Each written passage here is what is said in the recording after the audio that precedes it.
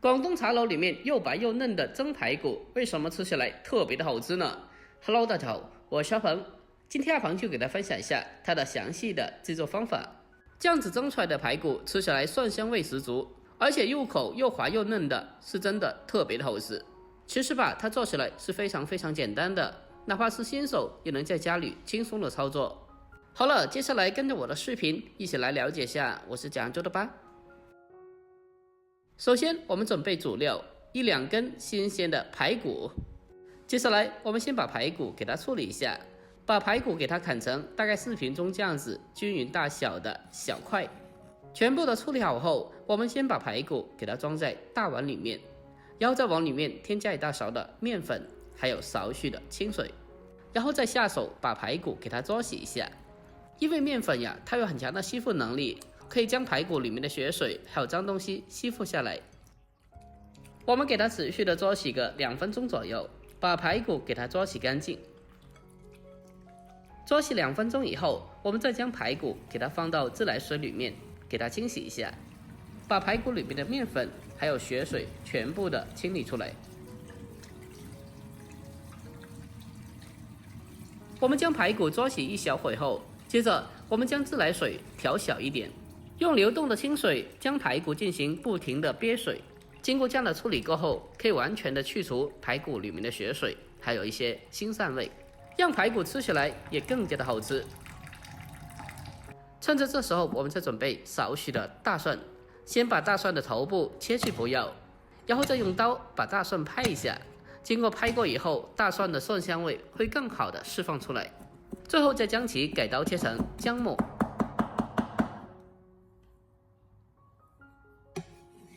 切好以后，我们先把它装在小碗里面备用。在经过持续的冲水20分钟以后，我们来看一下排骨，可以看得到现在的排骨已经是没有什么血色了，也就代表着血水已经是完全的冲洗出来了。接着我们将排骨捞出来，给它攥干水分。下一步开始进行腌制，往排骨里面添加适量的食盐，还有一点点的鸡精。因为茶点的排骨略微的甜一点点的，所以白糖的量要稍微的多一点点。调味以后，我们再下手给它抓拌一下，给它抓拌均匀，让所有的调料充分的化开。我们在抓拌的时候需要给它抓拌1小会，把排骨给它抓拌至微微的发黏起胶质，这就代表着调料已经基本的吸收到排骨里面了。给它彻底的搅拌均匀之后，接下来往里面添加稍微多一点点的玉米淀粉。我们平常早茶的排骨，它的淀粉一定要稍微多一点点的。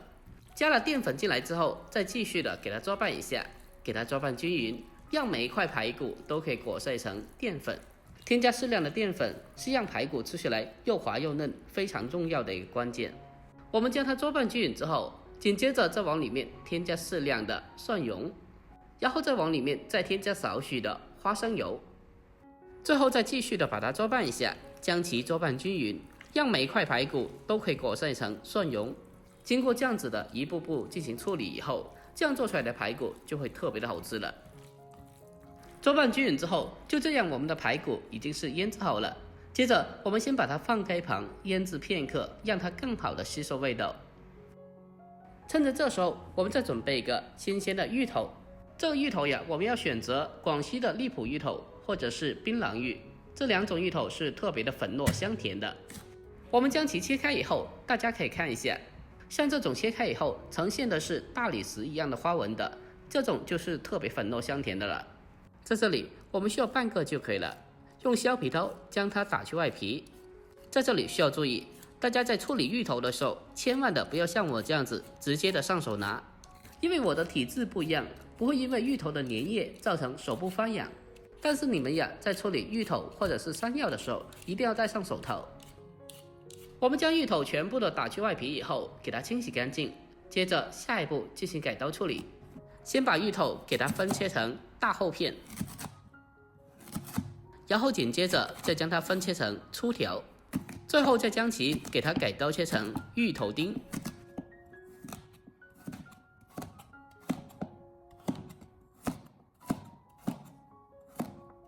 我们将芋头全部的改刀切好以后，接着给它装在盘子里面垫底。再用筷子给它整理一下，把它整理平整。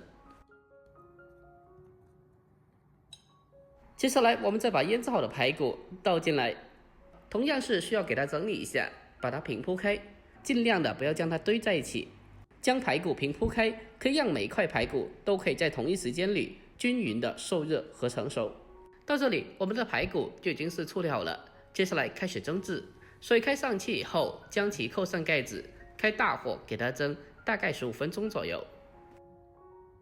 大火蒸15分钟以后，打开盖子来看一下，哇，真的是老香了！排骨的香味还有芋头的味道扑鼻而来，真的是闻起来就特别有食欲。蒸熟以后，我们将排骨取出来，接着就可以美美的开吃了。按照我这方法蒸出来的排骨，和外面茶楼里面吃的一样好吃，入口又滑又嫩的，特别的好吃。最关键的是还清淡不油腻，不管是下饭还是下酒都是非常不错的。而且里面的芋头也特别的粉糯，非常的好吃。如果您平常在茶楼里面也喜欢吃这款排骨的，那么可以收藏起来，改天在家里也试做一下。好了，本期视频就到这里，喜欢的记得点赞、关注、留言并转发哦。我们下期再见，拜拜。